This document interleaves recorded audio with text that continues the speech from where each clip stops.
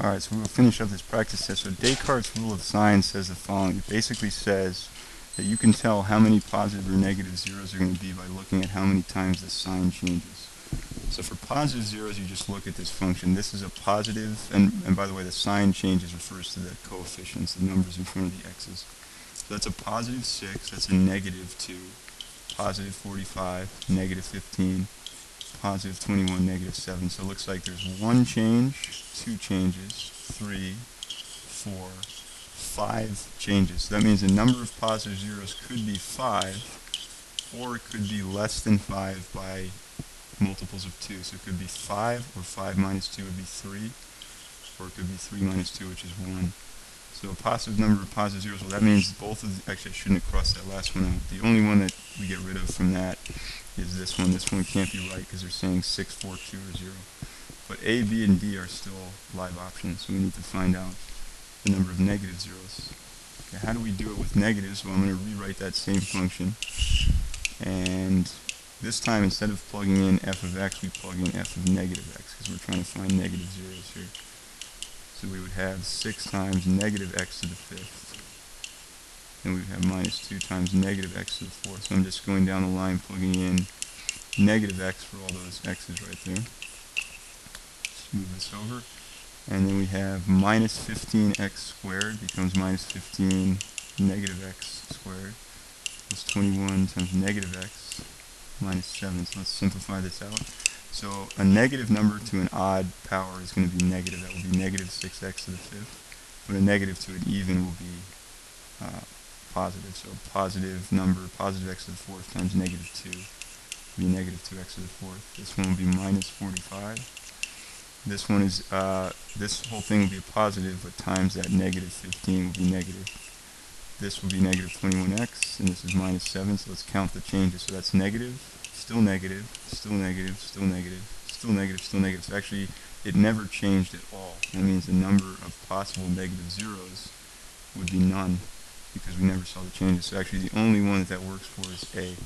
A fulfills that first condition, and it also gives us no negative real zeros. Alright, write a function that has a least degree that has those zeros right here. So least degree just means don't add extra zeros in there. So here's how we would do this. Well, first of all, we know that negative 4 is a 0, so what would I have to do if I plug in negative 4 right there to get a 0? I'd have to do x plus 4. That would make that 0. Then this one, it's always x minus the 0, so it's going to be x minus that thing right there.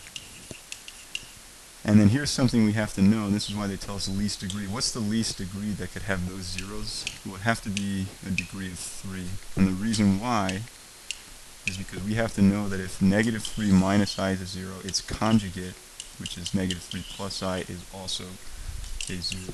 If you don't know that, we're not going to be able to write the correct function. Imaginary numbers, when they're zeros, they always come in pairs. So the conjugate has to be 0 too.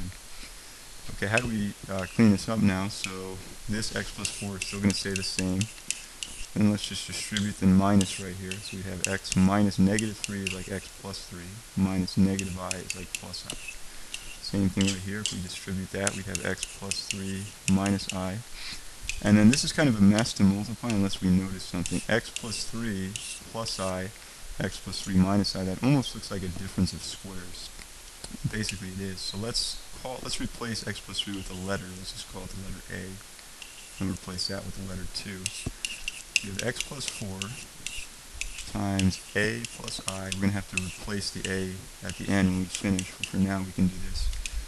Times A minus I. Why do we do that? Because this is a lot easier to multiply right now. A times A is A squared. The outside terms are minus IA. The inside terms are plus IA. But those just cancel each other out. And then finally, I times negative I is negative I squared. That's like negative 1, because I squared equals negative 1. So now we have x plus 4 times, well, negative 1 is like plus 1. And remember that a squared up here, we said that a was equal to x plus 3. So let's sub that back in. So we have x plus 3 squared. That's just the same as what we called a before. Now if we FOIL this out, we're going to get x plus 4 And then this becomes, when you FOIL that, x squared plus 6x plus 9 plus the 1 would be x plus 4 times x squared plus 6x. 9 plus 1 is 10, so we have this. The very last thing we can do is just multiply this out by distributing. Actually, I don't need the parentheses anymore.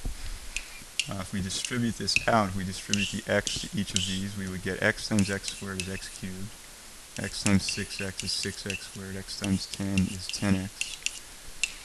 And then same thing over here, if we distribute the 4 times x squared is 4x squared, 4 times 6x is 24x, and 4 times 10 is 40. And then let's just combine the like terms. 6x squared plus 4x squared is 10x squared. 10x plus 24x is 34x.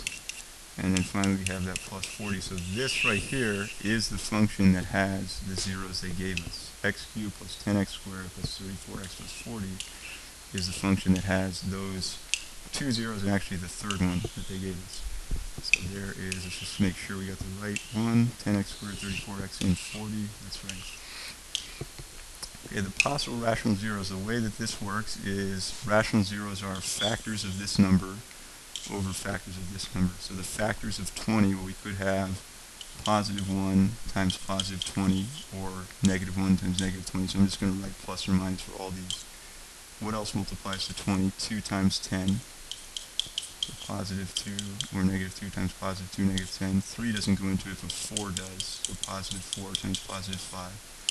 And then over the factors of 5, well, the only things that multiply to 5 are 1 times 5. So if we divide each of these numbers by 1, we would just get positive or negative 1, 2, 4, 5, 10, and 20. And if we divide each of those numbers by 5, we would get 1 over 5. And I'm referring to these numbers up here. And we would get 2 over 5, 2/5. We would get 4/5. We would get 5/5, which is 1, but I already covered 1 right there, so I don't need to rewrite it. We would get 10/5, which is 2, but that's already covered here. And we would get 20 over 5, which is 4, but again, that's already covered. So if we look at these options, it looks like the only one that has those would be option A. All these numbers right here are what we just wrote. Okay, last three questions, 29 through 31. So for each of these, we have to solve these equations using the factoring techniques we've already used. So this will factor. This is we want numbers that multiply to negative 54. So 1 has to be positive, 1 is negative. What numbers multiply to 54 but add to negative 3? Well, 9 times 6 is 54, and negative 9 plus 6 is negative 3, so that works. And then how do we get x to the fourth? X times x is not going to be x to the fourth, but x squared times x squared would be. And again, this equals 0, so let's just solve both of these equations. We have x squared plus 6 equals 0. X squared minus 9 equals 0. If we add 9 here, we get x squared equals 9. Square root both sides, plus or minus, and we get x equals plus or minus 3. Again, notice that this is raised to the fourth power, so we should get 4 total answers. Here's 2 answers right here. That's 2 solutions. The other 2 will have to come here. So if we subtract 6, we would get negative 6.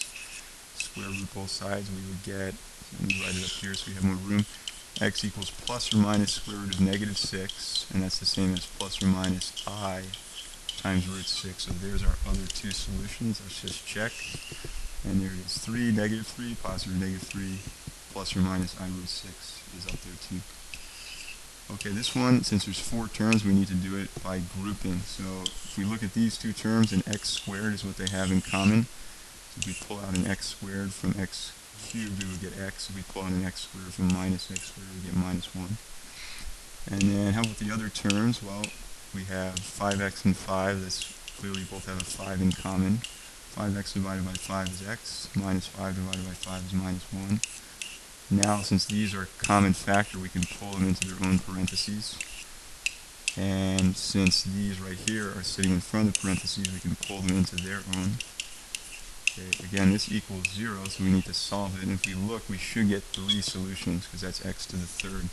Let's see if we get 3. This one can only equal 0 when x equals 1. This one can equal 0 if we set it to 0 and subtract 5 from both sides. We get x squared equals negative 5. If we square root both sides and put a plus or minus in front, that's the same as plus or minus, and because there's a negative, it would be I times root 5, plus or minus I root 5. So let's see if we got those correct. And there it is. And here's the last problem. Here there's 3 terms, and it looks like you can factor except these exponents are kind of one higher than we would like. So we can pull out an x to start with. Each of these divided by x, because x is a common factor, each of these divided by x would be x squared plus 4x to the first plus 3. And now what we have is something that could be factored like we've done before. So what numbers multiply to 3 but add to 4? That has to be 3 times 1. And now the only way that this can be 0 is if it equals 0. The only way that can be 0 is this x is negative 3. And the only way that x can be 0 there is negative 1. So we should get 0, 3, and negative 1. And we could always check that by plugging it back in. But they do work. So that is the end of Chapter 5 practice test. Hopefully it helped.